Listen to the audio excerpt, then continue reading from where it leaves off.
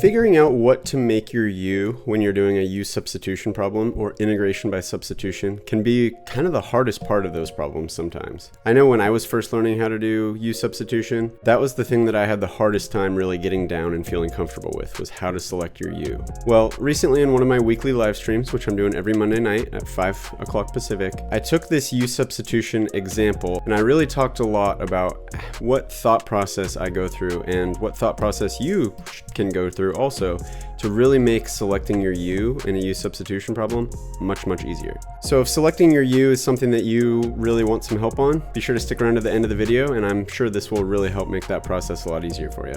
Without further ado, let's go ahead and jump into the example.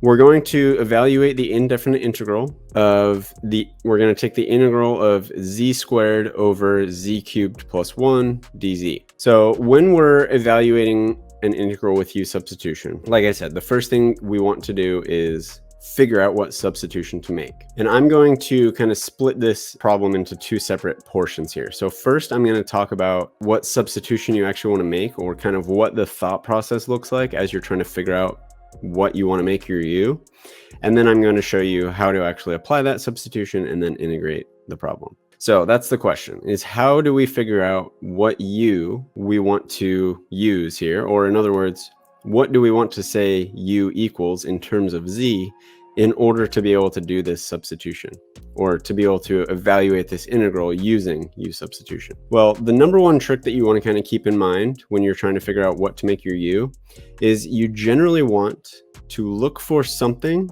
some portion of this equation here, where that thing's derivative is also in the integral. So what I mean by that is we can kind of, there's really only so many options when you're looking at a function that you're trying to integrate. And we can kind of break it up piece by piece, think about, what different things we could do.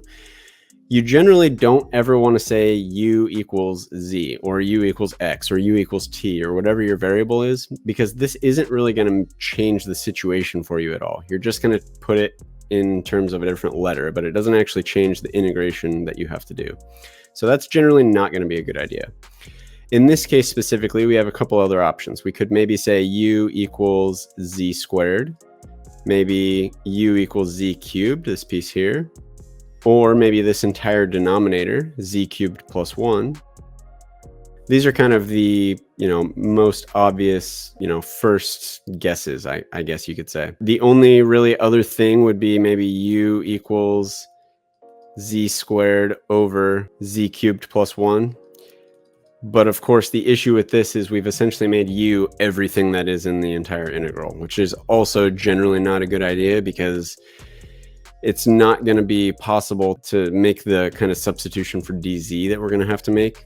It's kind of the opposite problem of what we get by making u just be z, is instead of there not being enough change, we've basically eliminated the entire thing. It doesn't really work. So these two options are usually not going to be a good strategy. We're not just going to say u equals z or u equals the entire function. So probably one of these in-between options is what we want to go with, where we're making u just a small portion of the actual function that we started with.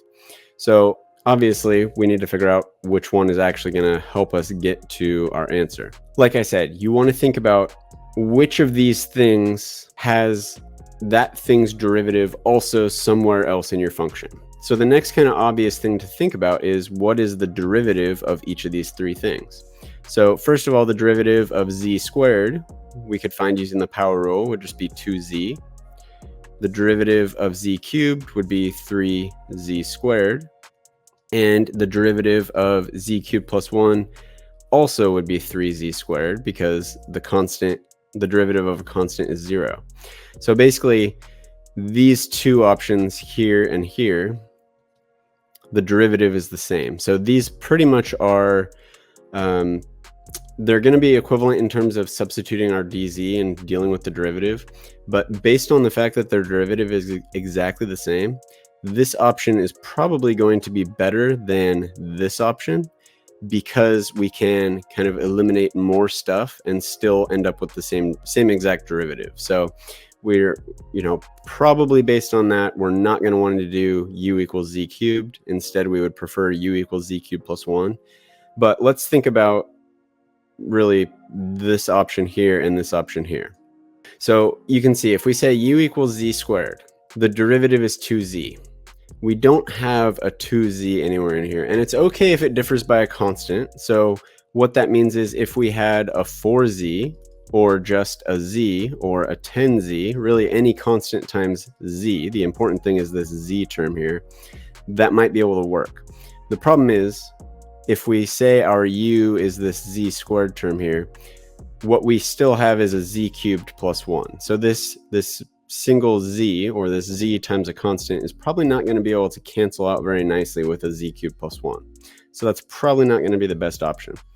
If we look at the other choice we're considering here, though, this 3z squared, we do see that we have a z squared up here, right? So if we make our u this whole denominator, the derivative of this whole denominator is the entire numerator times a constant. Like I said, it's fine if it differs by a constant, because when you're evaluating integrals, if you have a constant times something, you can pull the constant out. So that's not really going to cause us too many problems. What's important is that we have a z squared on our numerator here, and our derivative is just z squared times a constant. So this, just based on that fact right there, is probably going to be our best bet. We're going to want to say u equals z cubed plus 1. So we'll say u equals z cubed plus 1. This video is all about how to select your u, but obviously there's a lot more to do to finish this problem. My next video is going to be going over exactly how to finish this problem so you can see how that turns out. Be sure to hit that subscribe button down below and the bell icon as well so you're notified when that next video comes out. And if you want to keep learning about u-substitution, I have made some other videos about it. Go ahead and click on one of those over there. Thanks, and see you next time.